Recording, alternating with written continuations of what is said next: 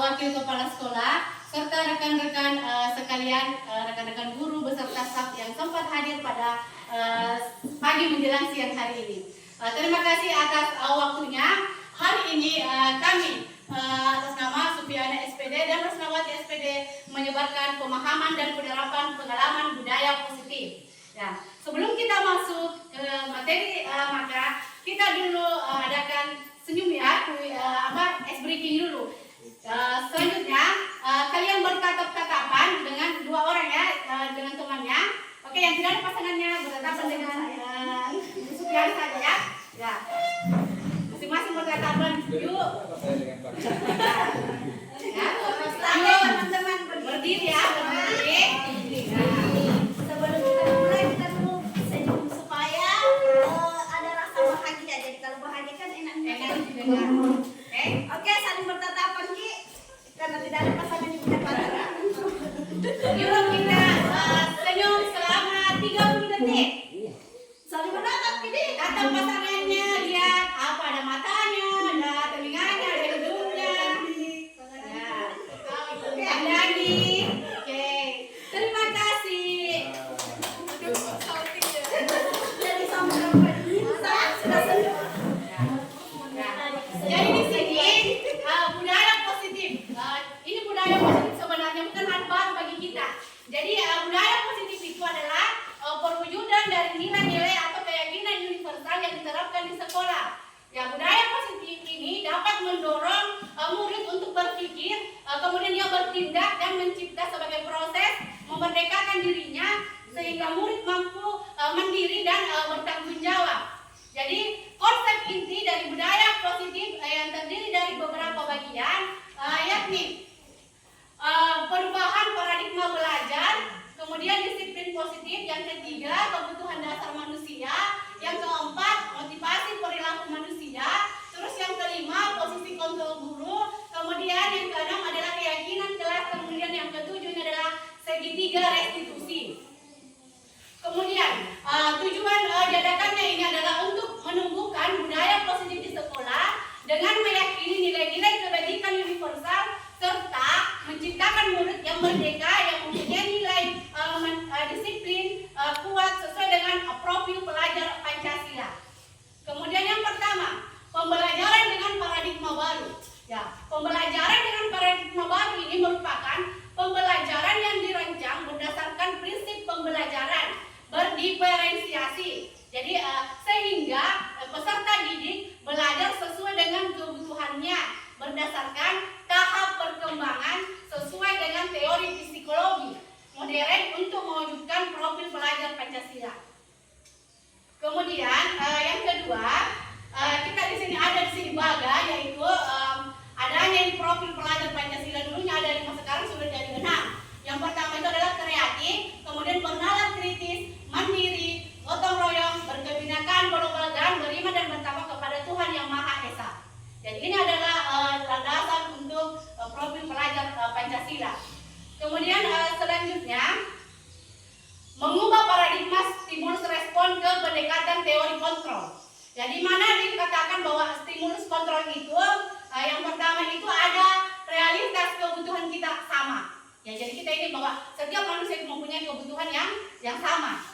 Jadi semua orang melihat hal yang sama. Kemudian teori kontrolnya, yaitu realitas atau kebutuhan kita berbeda. Ini yang perlu diselaraskan. Ya. Terus yang kedua, semua orang melihat hal yang sama. Kemudian berdasarkan teori kontrol bahwa setiap orang itu memiliki gambaran yang berbeda. Kemudian yang ketiga, kita mencoba mengubah orang agar pandangan sama dengan kita, ya. Kemudian berdasarkan teori kontrol, semua perilaku itu memiliki tujuan.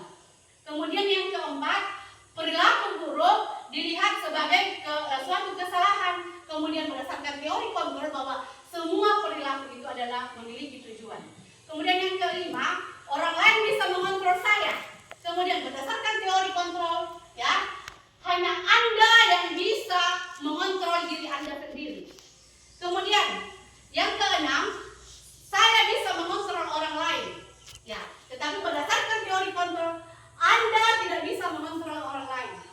Kemudian yang ketujuh, pemaksaan ada pada saat bujukan gagal. Kemudian berdasarkan teori kontrol bahwa kolaborasi dan konsensus menciptakan pilihan-pilihan yang baru. Kemudian yang kedelapan, modal berpikir menang, ya, atau kalah. Ya, berdasarkan teori kontrol bahwa modal berpikir menang. Nah, adanya menang. Kemudian selanjutnya ini disiplin positif. Ya, jadi disiplin itu berasal dari disiplane yang artinya belajar. Jadi disiplin ini mengacu pada disiplin diri yang memiliki tanggung jawab terhadap apa yang dilakukannya berdasarkan nilai-nilai yang diyakini. Kemudian disiplin positif itu juga merupakan suatu cara penerapan disiplin yang bertujuan menumbuhkan kesadaran serta memberdayakan peserta didik tanpa imbalan atau penghargaan atau ancaman atau hukuman. Misalnya kayak biasa kita selama ini mengajar, saya juga pernah mengajar. Kalau misalnya saya buat kuis, misalnya saya kasih gula-gula itu anak-anak, atau saya kasih tinggi nilainya, saya bebaskan dari nanti ulangan misalnya ulangan semester. Ya, jadi ternyata selama itu adalah sesuatu yang salah. Jadi kemudian ancaman atau hukuman, ya misalnya anak-anakku besok ini ada PR. Kalau misalnya anak-anakku tidak kerja, saya akan jemur kalian atau saya akan cubit kalian. Jadi itu adalah pandangan-pandangan yang salah yang selama ini kita lakukan. Jadi paradigma inilah yang harus kita ubah untuk bagaimana siswa itu bisa mencapai tujuan pembelajarannya sesuai dengan profil pelajar Pancasila. Ya, jadi sebagaimana pendidik, tujuan kita adalah menciptakan peserta didik yang disiplin, ya, artinya disiplin diri, sehingga mereka berperilaku mengacu kepada nilai-nilai kebajikan universal dan memiliki motivasi intrinsik dan perubahan perilaku ke arah yang lebih baik, bukan karena kita paksa, ya. Ya, jadi mereka itu kita bikin mereka itu menyadari bahwa mereka itu betul-betul ke sekolah, betul-betul waktu tepat datang ke sekolah karena meyakini dalam dirinya bahwa ini adalah hal yang positif yang ada dalam diriku yang harus saya kembangkan, bukan karena dipaksa sama guru karena adanya hukuman atau ancaman. Ya. Kemudian selanjutnya nilai-nilai kebajikan. Jadi nilai-nilai kebajikan di sini adalah sifat-sifat positif manusia yang merupakan tujuan mulia yang ingin dicapai setiap individu.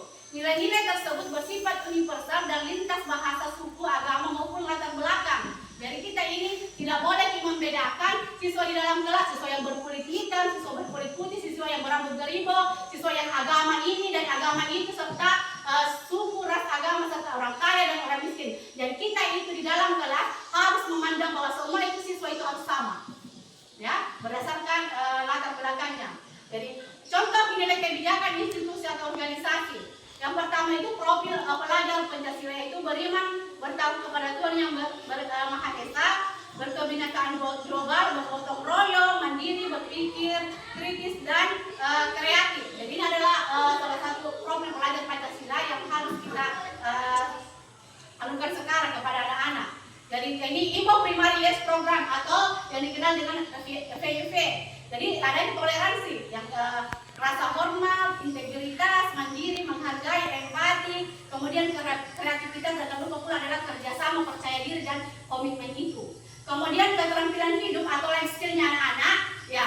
Kemudian dapat dipercaya, lurus hati, pendengar yang aktif, kemudian tidak merendahkan orang lain, jadi memberikan yang terbaik pada diri. Jadi kalau misalnya kita yang mau berbuat baik, maka terlebih dahulu kita harus memperbaiki diri sendiri. Selanjutnya kebutuhan dasar manusia diserahkan kepada rekan saya Ibu Supiani. Ya, terima kasih. Assalamualaikum warahmatullahi wabarakatuh. Waalaikumsalam warahmatullahi wabarakatuh. Baiklah, karena saya berdua CBP di sekolah ini, jadi saya berkolaborasi untuk menyampaikan menghentikan penyebaran pemahaman tentang budaya positif. Jadi selanjutnya tadi sudah dijelaskan sampai dengan poin ketiga. Selanjutnya saya akan menjelaskan poin keempat tentang kebutuhan dasar manusia. Jadi kebutuhan dasar manusia di sini yaitu merupakan unsur-unsur yang dibutuhkan oleh manusia dalam menjaga keseimbangan baik secara psikologis maupun fisiologis. Hal ini tentunya bertujuan untuk mempertahankan kehidupan dan kesehatan. Kemudian berdasarkan kebutuhan dasar manusia, ini ada 5 kebutuhan dasar manusia. Kenapa dia melakukan sesuatu ini? Karena ini ada 5 dasar kebutuhannya. Yang pertama adalah itu tentang kebutuhan bertahan hidup. Nah, kebutuhan bertahan hidup ini di situ menyangkut tentang kesehatan, rumah, dan makanan. Kemudian untuk yang kedua itu kasih sayang dan merasa diterima. Jadi di sini berhubungan dengan keinginan untuk tetap berhubungan dengan orang lain, seperti misalnya ingin punya teman karena ingin merasa disayang, kemudian keluarga ingin disayang keluarganya, kemudian pasangan hidup, teman kerja, kelompok di mana tergabung. Kemudian kebutuhan yang ketiga adalah kebebasan. Jadi setiap orang itu mau merasa bebas. Jadi itu menyangkut dengan mandiri, memiliki pilihan, mencoba hal baru, mampu mengendalikan arah diri sendiri. Kemudian yang keempat, kesenangan. Jadi setiap orang melakukan sesuatu itu karena ingin merasa senang. Misalnya ingin bermain, humor, antusias, dan tertawa. Jadi misalkan kalau ada siswa mengganggu temannya, kita harus melihat dulu, oh kebutuhan apa sih yang ingin dipenuhi oleh siswa tersebut. Apakah keinginan itu senang, ataukah tertawa, ataukah kepuasan. Jadi yang kelima adalah penguasaan. Penguasaan ini berhubungan dengan keinginan untuk dianggap berharga, bisa membuat perbedaan, bisa membuat pencapaian kompeten dan dihormati. Kemudian kemudian yang kelima, motivasi perilaku manusia.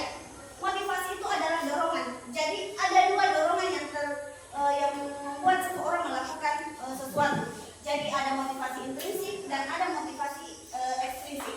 Jadi untuk motivasi ekstrinsiknya sendiri itu adalah untuk menghindari hukuman dan ketidaknyamanan. Contohnya yang sudah dijelaskan tadi oleh Ibu Krasna bahwa siswa itu misalnya begini, mengerjakan sebuah tugas karena tidak mau dihukum oleh gurunya, berarti dia itu memiliki motivasi motivasi ekstrim karena ada pengaruh dari luar.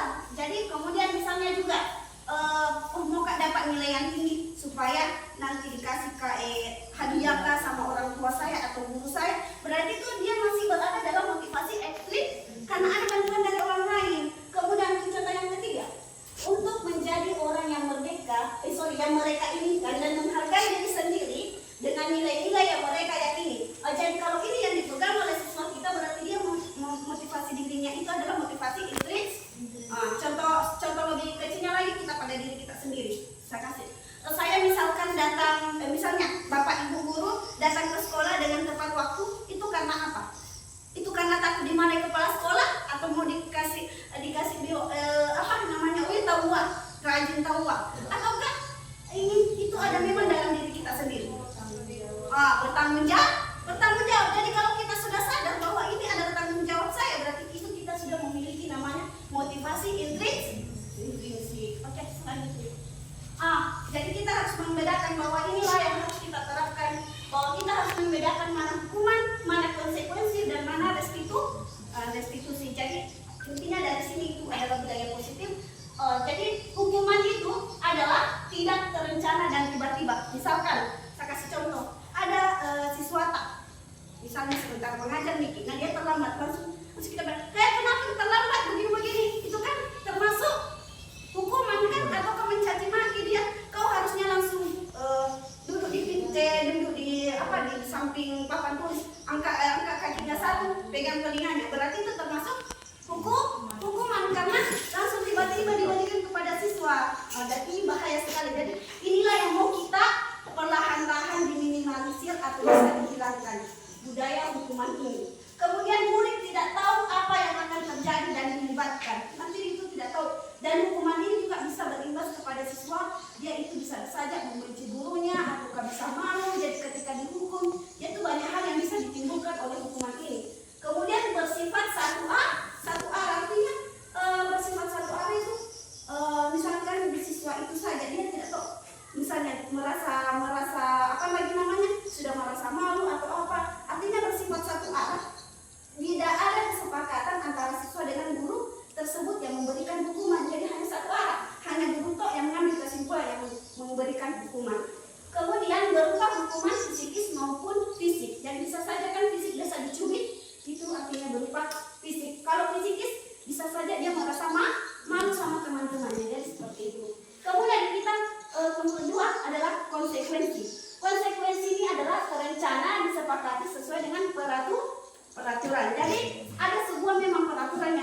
bahwa datangnya jam sekian sudah harus ada di sekolah. Itu namanya sudah aturan. Konsekuensinya ya apa nanti konsekuensinya kalau dilanggar di sebuah aturan. Jadi seperti itu. Ada sebuah yang tertulis misalnya. Kemudian murid tetap dibuat tidak nyaman. Kalau itu konsekuensi misalkan ini kalau datang tak terlambat, bagaimana nanti? Jangan sampai tidak dikasih masuk kak nanti di kelas belajar, itu namanya itu sudah membuat siswa tidak nyaman karena ada sebuah konsekuensi yang diberikan. Kemudian sikap guru selalu memonitor murid. Memonitor kan karena ada sebuah aturan, jadi dia selalu memonitor itu murid. Mengontrol itu murid. Oh, karena ada sebuah aturan yang telah dianut, jadi dia harus berpatuhan sama aturan tersebut. Kemudian restitusi. Nah inilah inti dari semua ini adalah restitusi. Restitusi itu adalah proses menciptakan kondisi bagi murid untuk memperbaiki kesalahannya. Kemudian yang kedua, proses kolaboratif yang mengajarkan murid untuk mencari solusi sendiri. Nah restitusi inilah yang harus kita terapkan di dalam sekolah. Sekolah ini nanti ke depannya saya akan jelaskan tentang segitiga restitusi. Kemudian ada 5 posisi kontrol guru.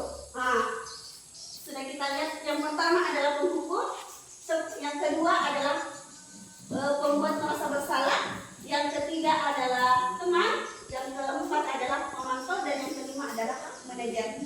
Sebelum saya jelaskan, coba ibu melihat di atas dan coba memikirkan saya berada di posisi mana sekarang ini. Pasti ada yang merasa, saya sendiri sebelum saya sendiri itu pasti sudah merasa di sini bahwa saya itu sering memberikan sebuah hukum, dan alhamdulillah setelah mengikuti pendidikan guru penggerak ini, mulai saya memiliki skill ini, penghukum menjadi setidaknya adalah saya sebagai pemantau. Jadi sebagai seorang pendidik itu setidaknya kita harusnya sebagai pemantau dan diupayakan menjadi seorang manajer. Jadi saya jelaskan dulu. Penghukum itu seperti yang kita ketahui bahwa penghukum itu adalah ciri-cirinya yaitu berkata kasar, bernada tinggi, kemudian berimbas kepada siswa itu akan merasa malu dan kurang percaya diri. Nanti akan saya jelaskan ada contohnya. Kemudian sebagai pembuat rasa bersalah, jadi itu kita ada sesuatu yang diungkapkan, misalnya contohnya seperti ini. Kamu sih kenapa terlambat jam segini? Apa kamu tidak tahu? Jadi dengan kata itu bisa saja membuat siswa tersebut itu kayak masalah dalam dirinya. Kemudian teman misalnya seperti ini. Kamu tidak kasihan sama ibu guru? Masa ibu guru terus mau marah-marah terus? Jadi itu kayak ada hubungan sama seorang murid. Tetapi ini juga sesuatu yang tidak boleh dilakukan karena bisa saja murid tersebut itu bergantung pada kita. Jadi kalau kita tidak membantunya bisa saja dia nanti kecewa dan tidak mau berbuat baik lagi. Jadi seperti itu. Kemudian pemantau di sini itu kita memberikan sebuah siswa bahwa dia bisa menyadari kamu misalnya kamu terlambat ke sekolah, kenapa? Apa kamu tahu pelanggaran ini? Kamu tahu konsekuensinya seperti apa? Jadi kita memberikan sebuah arahan sama siswa supaya dia bisa menyadari ternyata seperti ini. Kemudian manajer disinilah tugas kita sebagai guru harusnya sebagai manajer bahwa kita harus membantu seorang siswa bagaimana menyelesaikan masalahnya dan bertanggung jawab untuk menyelesaikan masalah tersebut. Selanjutnya, ini ada contoh penerapan 5 posisi kontrol guru. Misalnya kasusnya siswa datang terlambat ke sekolah. Kalau kita posisinya sebagai penghukum, bisa saja ini yang dikatakan. Sana kamu ambil sampah dulu sebelum masuk ke kelas. Jadi misalkan biasakan kita tidak bisa pungkiri kalau ada siswa kita berbuat salah, bisa langsung spontan biasa kita memberikan suatu hukuman. Jadi posisi sebuah penghukum ini begini kata-katanya biasanya. Kemudian kalau perempuan merasa bersalah, sudah berapa kali ibu bapak ingatkan agar kamu tidak datang terlambat.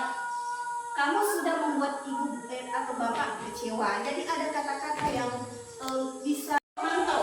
Sebelum saya ke pemantau, saya ke teman bukan ini berdasarkan tingkatan.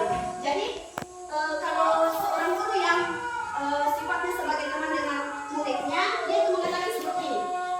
Kali ini ibu memaafkan kamu, tapi lain kali jangan datang terlambat lagi ya. Ayo dong bantu ibu ya. ada hubungan dengan anak murid tersebut, hubungan teman. Kemudian kalau pemantau, kamu sudah melanggar aturan sekolah atau kelas kita, kamu tahu apa konsekuensinya. Jadi ada konsekuensi yang dijelaskan sama anak tersebut.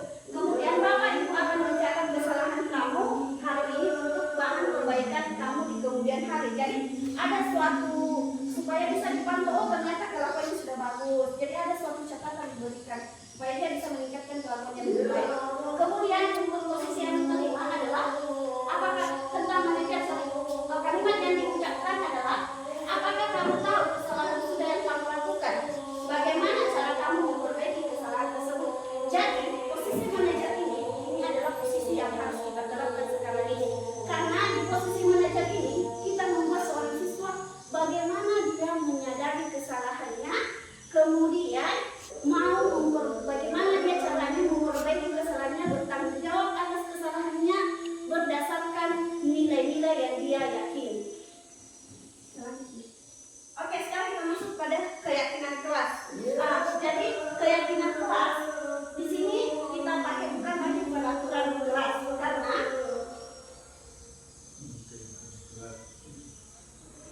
mengapa kita memikirkan peraturan tentang ada ilustrasi?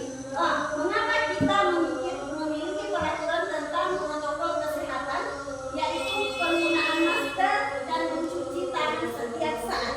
Ataukah karena itu mengikuti aturan atau karena apa?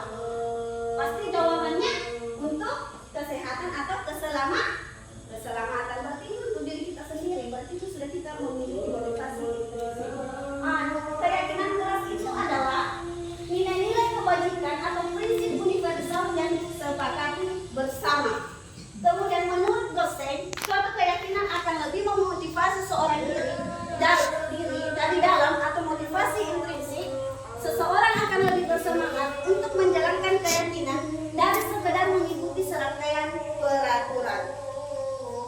Kesepakatan kelas tidak hanya ditaati murid dan memberi konsekuensi bagi yang melanggarnya. Dalam membuat kesepakatan kelas dibutuhkan keterlibatan antara guru dan murid untuk saling menyepakati bagaimana kondisi kelas yang diinginkan. Jadi saya minta sama teman-teman untuk menerapkan sebuah segitiga restitusi yang saya jelaskan. Itu kita sebelumnya membuat namanya keyakinan kelas.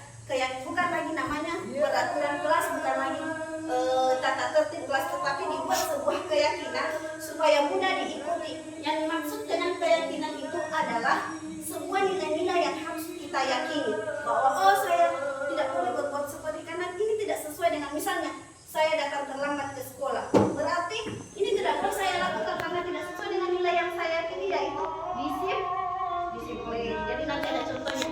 Kemudian untuk membuat sebuah keyakinan di kelas, itu yang harus pertama kita lakukan adalah keyakinan kelas bersifat abstrak daripada peraturan.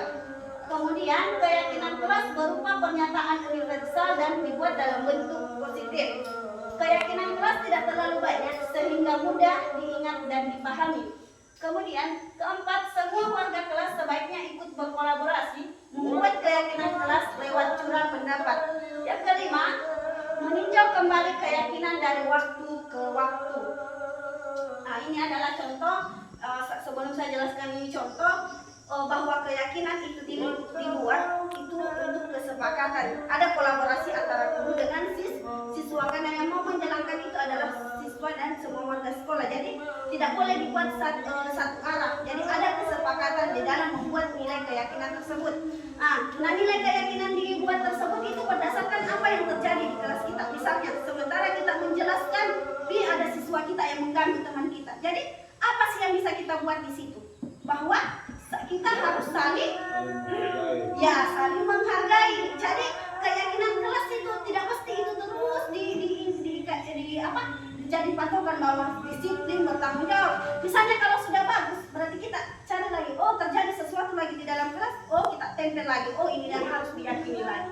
Jadi sebuah keyakinan dibuat itu berdasarkan apa yang terjadi di lingkungan kita, bukan berarti apa yang terjadi. Jadi bisa saja keyakinan di kelas kita kemudian di kelasnya orang itu berbeda, karena keyakinan kelas itu dibuat berdasarkan apa yang terjadi di dalam lingkungan kita.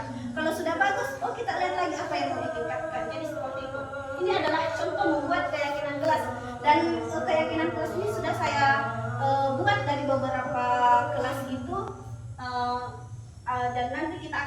sama untuk menempel poster keyakinan kelas supaya siswa masing-masing meyakini bahwa ada nilai yang harus kita pegang untuk menjalankan sebuah peraturan. Kemudian yang pertama, dilarang mengganggu orang lain. Berarti kalau dilarang mengganggu orang lain itu nilai kebajikannya atau nilai yang kita yakini adalah saling menghargai. Kemudian yang kedua, selalu kembalikan buku pada tempatnya. Berarti bertanggung jawab. Hadir tepat waktu 15 menit sebelum pembelajaran dimulai. Berarti disiplin. Oke, disiplin. Kemudian berdoa sebelum dan sesudah pelajaran. Itu adalah komitmen, karena yang itu harus kita lakukan secara terus-menerus. Berarti itu adalah komitmen. Kemudian tidak berbohong dan menyontek. Apa itu? Jujur. Iya, betul sekali. Jadi nilai keyakinan itu adalah nilai-nilai yang mudah kita pahami, kita ingat. Jadi harus dibuat secara rinci. Kemudian tidak membuang sampah sembarangan. Bisa saja nilainya adalah peduli lingkungan. Jadi itulah adalah jadi ini contoh saya pada saat membuat keyakinan kelas. Jadi saya berdiskusi bersama siswa kelas 7 untuk membuat sebuah keyakinan kelas dan disepakati dan sebuah penandatanganan. Jadi intinya kalau dia dilanggar, ada saya kasih ini tanda tangan sudah setuju sepakati ini nilai keyakinan kita. Jadi setiap siswa membuat ternyata melanggar nilai ini. Jadi kalau ada dia langgar siswa, kamu melanggar nilai apa? Misalnya mencontek temannya, mencontek pekerjaan temannya, berarti nilai apa yang dia langgar? Jadi seperti itu. Jadi setiap ada kejadian kita harus kembalikan kepada nilai keyakinan yang sudah diyakini oleh siswa kita. Oke, selanjutnya segitiga restitusi ini akan dijelaskan oleh Ibu Rasna. Oke, selanjutnya saya akan memaparkan mengenai segitiga restitusi. Jadi di sini adalah segitiga restitusi adalah suatu proses dialog yang dilakukan guru terhadap siswa agar dapat menghasilkan siswa yang mandiri dan bertanggung jawab. Di mana segitiga restitusi ini simbolnya seperti ini. Di dalam itu adalah yang pertama itu adalah validasi tindakan yang salah, kemudian menanyakan keyakinan kelas, yang kedua menstabilkan identitas. Ya, kemudian selanjutnya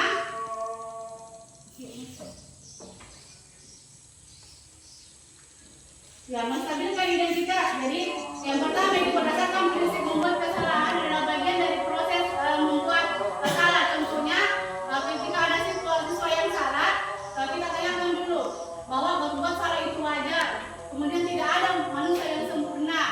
Ya, ibu bapak tidak mau mencari siapa yang benar dan siapa yang salah terhadap permasalahan ini. Kemudian, tapi ibu hanya ingin mencari solusi dari permasalahan ini. Kemudian, kamu berhak merasa begitu. Jadi itu adalah kata-katanya ya. Kemudian yang kedua yaitu validasi tindakan yang salah. Jadi berdasarkan prinsip setiap perilaku berupaya memenuhi suatu kebutuhan tertentu. Kata-katanya itu kamu pasti punya alasan mengapa kamu melakukan sesuatu itu. Kemudian padahal kamu bisa melakukan yang lebih buruk dari ini ya. Kemudian selanjutnya kamu patut bangga karena telah melindungi sesuatu yang penting buatmu. Kemudian selanjutnya kamu melakukannya karena mempertahankan sesuatu yang penting bagimu. Kemudian selanjutnya menanyakan keyakinan. Jadi berdasarkan prinsip teori kontrol bahwa pada dasarnya kita dapat menunjukkan motivasi secara intrinsik. Kemudian kita bertanya apa keyakinan kelas itu. Kemudian selanjutnya nilai-nilai apa yang telah disepakati bersama. Jadi setelah kita juga tidak boleh menghukum siswa. Kalau misalnya perlu ada namanya kesepakatan kelas. Jadi setelah siswa itu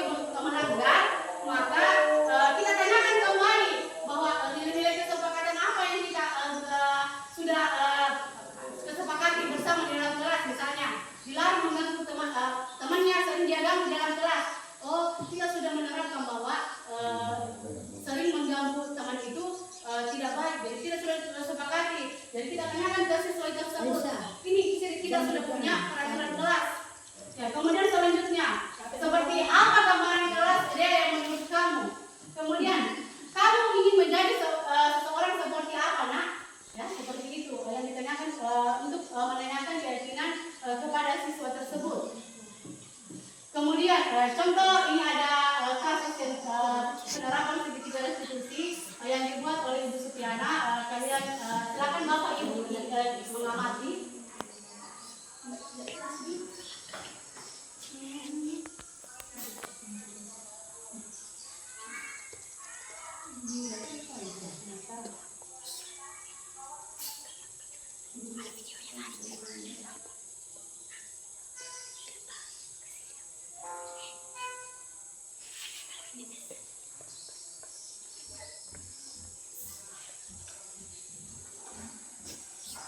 Ya, sekalian Bapak Ibu bisa melihat contoh penerapan segitiga restitusi.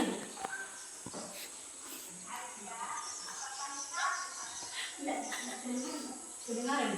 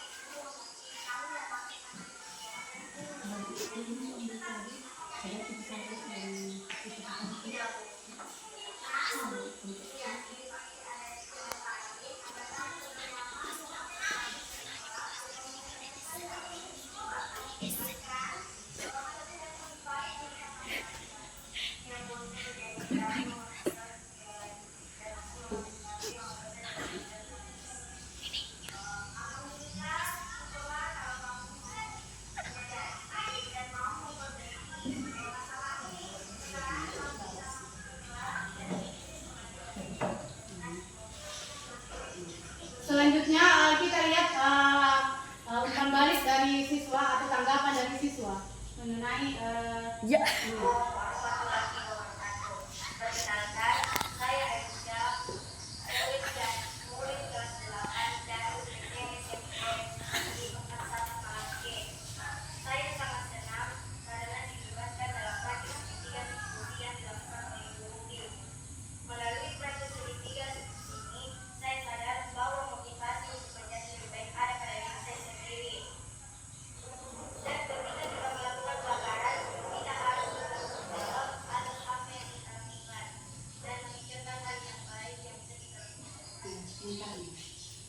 kemudian selanjutnya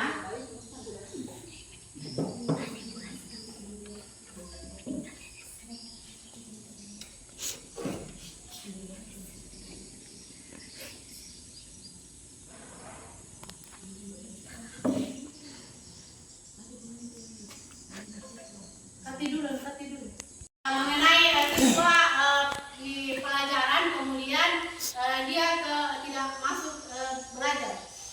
Nah, ini adalah kasus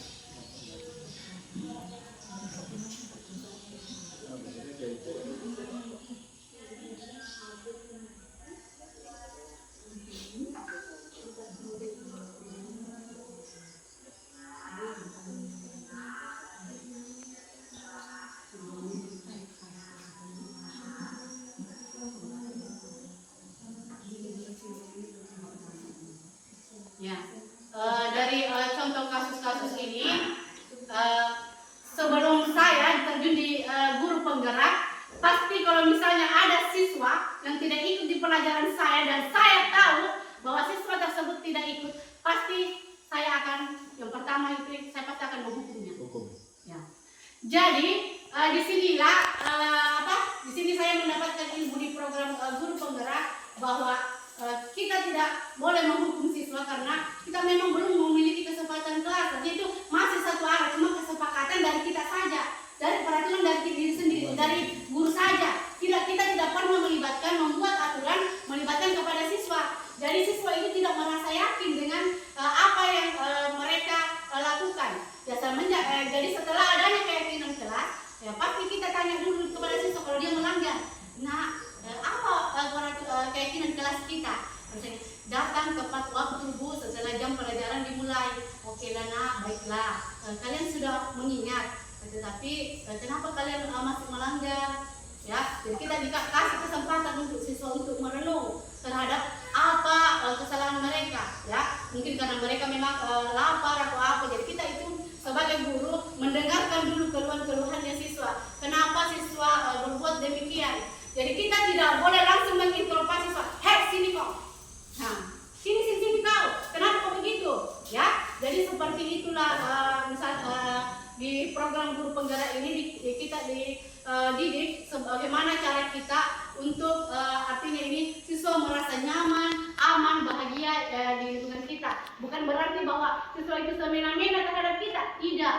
Tetapi kita itu ada juga buat namanya keyakinan kelas, sehingga siswa itu tersebut tidak semena-mena terhadap apa yang mereka lakukan. Bukan bilang semena-menanya saja berbuat, tidak. Karena kita sudah memiliki namanya keyakinan kelas. Ya, jadi yang pertama itu kita stabilkan dulu itu anak-anak. Misalnya ada siswa juga yang berkelahi. Kita tidak boleh langsung menarik siswa itu tersebut, kemudian langsung kita menghukum, mencubit, ya. Nah, kita dulu kasih kesempatan dia, kasih kesempatan anak-anak tersebut untuk bisa menangis terseduh-seduh atau membayangkan perbuatan yang mereka yang lakukan. Ya, sebagai manusia, namanya manusia, pastilah punya rasa empati dalam dirinya juga, ya, bahwa apa yang saya lakukan memang tadi itu memang salah. Pasti ya, manusia dewasa pun saja kalau misalnya kita emosi, pasti kita akan merasa berbuat di luar nalar. Ya, apalagi siswa kita ini, jadi siswa kita butuh sentuhan fisik, ya. Kita kalau bisa kita peluk dia, elus dia, ya, supaya mereka merasa nyaman, aman di lingkungan sekolah kita ini. Ya, bukan berarti bila harus dimanja-manja, tidak, ya. Harus kita juga harus mengetahui latar belakang siswa. Jadi makanya itu sebelum pembelajaran kita dulu harus tahu bahwa siswa ini dari mana asalnya, orang tuanya seperti apa, latar belakangnya seperti apa. Kalau ketika siswa itu berbuat, kita sudah tahu memang latar belakangnya seperti ini. Jadi tinggal kita bagaimanlah sebagai seorang pendidik, bagaimana menjadikan siswa itu jauh lebih baik dari sebelumnya. Karena memang tujuan pendidikan itu kita namanya belajar. Belajar itu adalah proses dari tidak tahu menjadi tahu. Jadi selanjutnya saya serahkan kepada Ibu Supiani. Ya, terima kasih. Sebelum saya lanjut, dari teman-teman atau kepala sekolah dan wakil kepala sekolah, teman-teman guru ada pertanyaan sebelum saya lanjut? Jadi ada yang saya sampaikan lebih ini bahwa untuk semua kasus tidak selamanya diselesaikan menggunakan segitiga restitusi. Jadi itu kita perlu pahami bahwa jangan semua kasus kita bawa, tidak selamanya itu kasus segitiga, semua kasus kita selesaikan dengan segitiga restitusi. Contoh kecilnya seperti ini, bukan contoh kecil, contoh besar. Misalkan ada seseorang yang mencuri, apakah kita pantas katakan kan dalam menstabilkan identitas ini yang kita ucapkan berbuat salah itu wajar? Apakah wajar kalau mencuri, Bapak Ibu? Jadi itu kita perlu pahami bahwa di dalam semua kasus itu yang terjadi tidak selamanya diselesaikan dengan segitiga restitusi. Kita melihat dulu kasus apa yang dilanggar.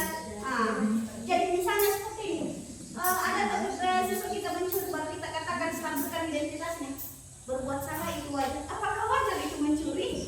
Tidak, kan? Jadi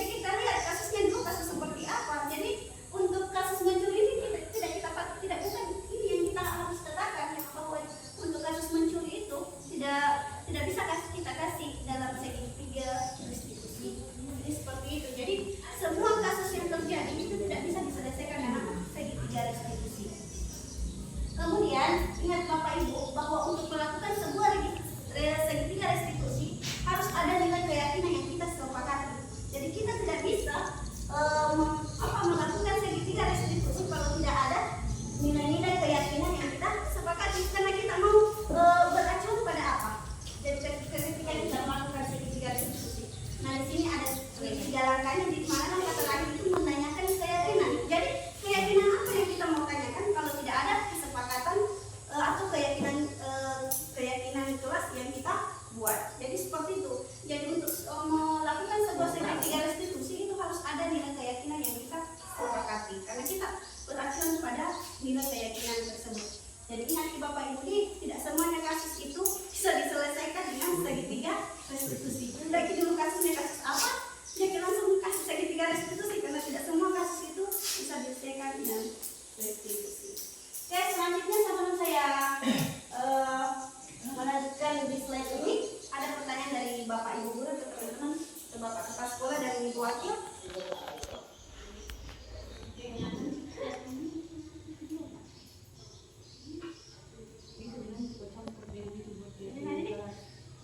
Oke, saya rasa itu sudah cukup dari penyampaian dari kami berdua. Untuk sebagai penutup, bahwa dalam penerapan program disiplin positif, hendaknya guru memiliki standar yang pertama, kepribadian. Bagaimana kita mau menerapkan sebuah disiplin kepada murid kita kalau tidak kita memiliki kepribadian sendiri yang patut untuk dicontoh. Namanya kita sebagai pendidikan, kita adalah teladan bagi murid-murid kita. Jadi seperti itu. Kemudian bagaimana bersikap profesional dan sosial. Jadi harus ada sosialnya, bagaimana kita bisa berbaur sesama. Kemudian bagaimana kelakuan kita kepada siswa. Jadi harus ada sikap sosial, profesional, dan kepribadian yang baik, di mana guru mampu merefleksikan dirinya dalam posisi kontrol saat ini. Artinya sebagai guru, apa yang sudah kita lakukan kita harus merefleksi. Artinya seperti ini. Misalkan saya kasih contoh, ketika kita masuk di kelas tak, terus ada PR kita kasih siswa tak, kita tanya, sudah tugas tak anak-anak? Tidak Bu.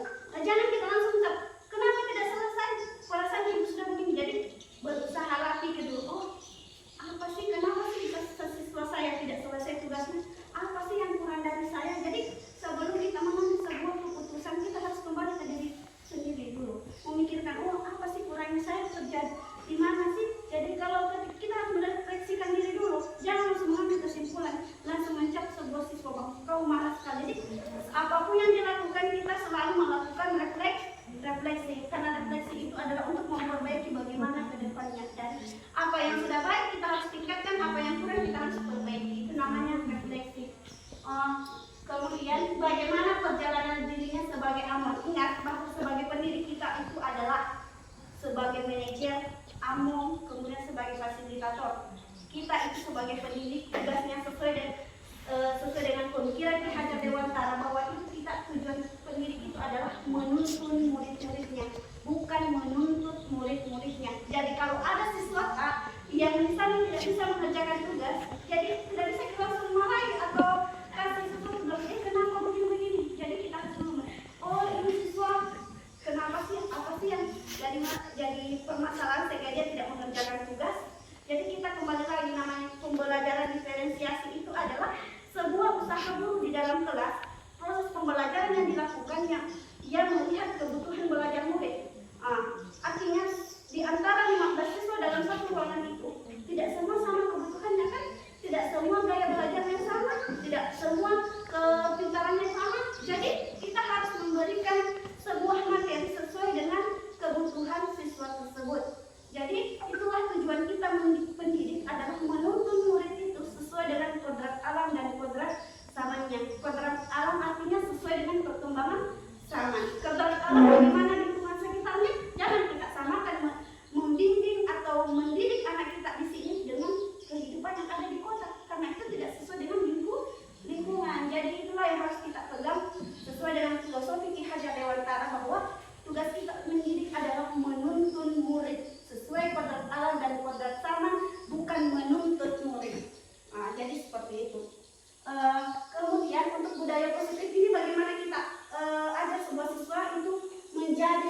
manusia yang mandiri, merdeka, dan bertanggung jawab. Artinya merdeka Bapak Ibu di sini adalah mampu berdiri sendiri. Bukan merdeka berarti bebas. Merdeka artinya adalah dia bisa menjadi manusia yang berdiri sendiri, manusia bahagia. Jadi seperti itu. Jadi tujuan dari disiplin positif adalah ini, menciptakan insan yang mandiri, merdeka, dan bertanggung jawab. Jadi seperti itu. Oke, cukup sekian dari kami berdua. Kurang dan lebihnya mohon dimaafkan.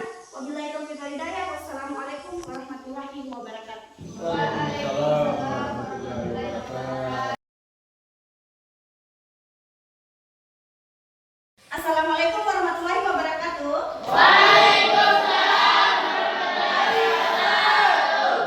Apa kabar anak-anak sekalian? Alhamdulillah semua dalam keadaan baik-baik saja. Baik ya, untuk pertemuan kali ini kita akan membuat sebuah keyakinan kelas. Ada yang pernah dengar kata keyakinan kelas? Ya, baiklah, kalau tidak pernah mendengar, Ibu akan menjelaskan. Keyakinan kelas itu mirip-mirip dengan peraturan kelas atau tata tertib sekolah misalnya. Jadi kalau tata tertib dengan peraturan sekolah pasti kalian sudah dengar kan? Ya. Tapi peraturan yang kita membuat di sini adalah kita bentuk dalam sebuah keyakinan kelas. Keyakinan kelas yang dibuat nanti itu adalah berupa pernyataan positif. Kemudian di dalam pernyataan positif itu kita buat sebuah keyakinan kelas.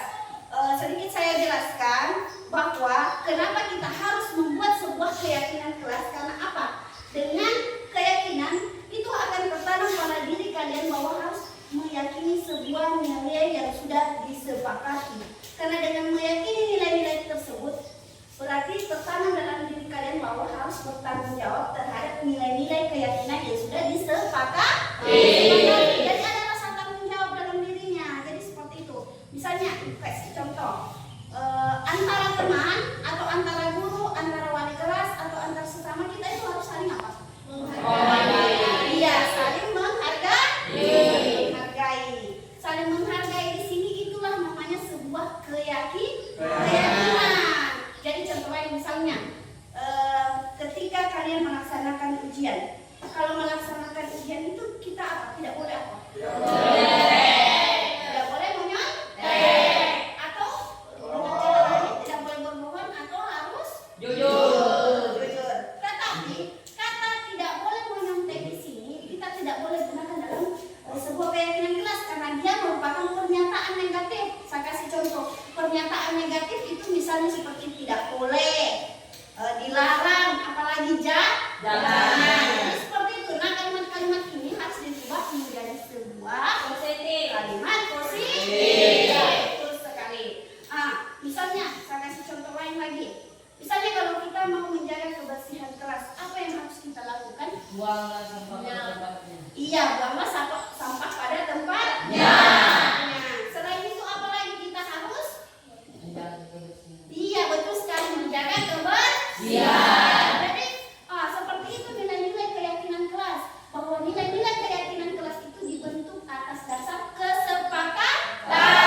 Jadi kita harus sepakat bahwa di dalam kelas itu antara teman, antara guru kita harus saling menghargai.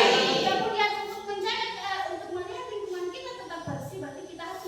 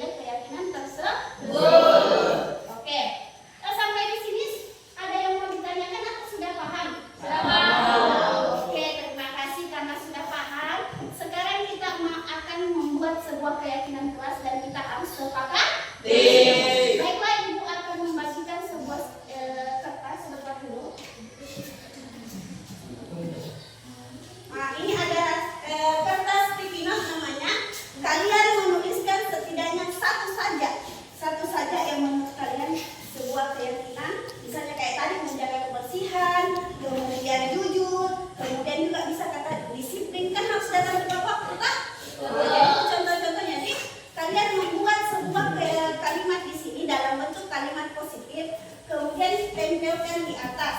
Oke? Karena kita akan membuat satu saja nak keyakinan kelas. Oke, sekarang ibu bagikan dan kalian masing-masing menulis.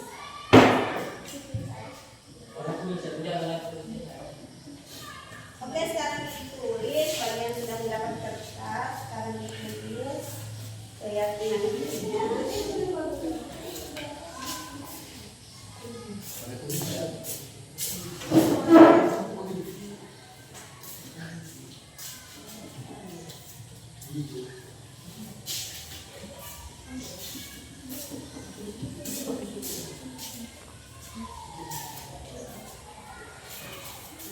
Oke? Kalian sudah mendapat kertas semuanya? Sekarang dituliskan satu saja kalimat positif tentang keyakinan di kelas. Baru tempelkan di atas. Sudah? Sudah, Ibu? Ya, kalau sudah silakan ditempelkan.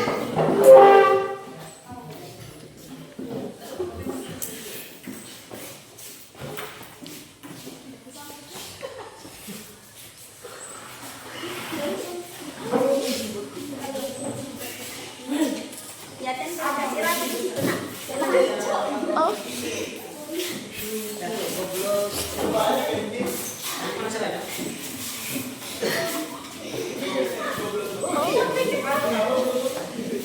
Siapa lagi?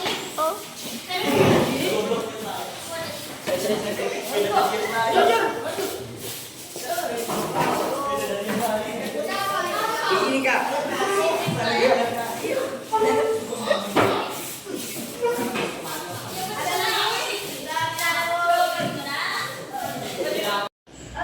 Baiklah, ini adalah kalimat-kalimat atau kalimat positif atau kalimat negatif yang sudah kalian tulis.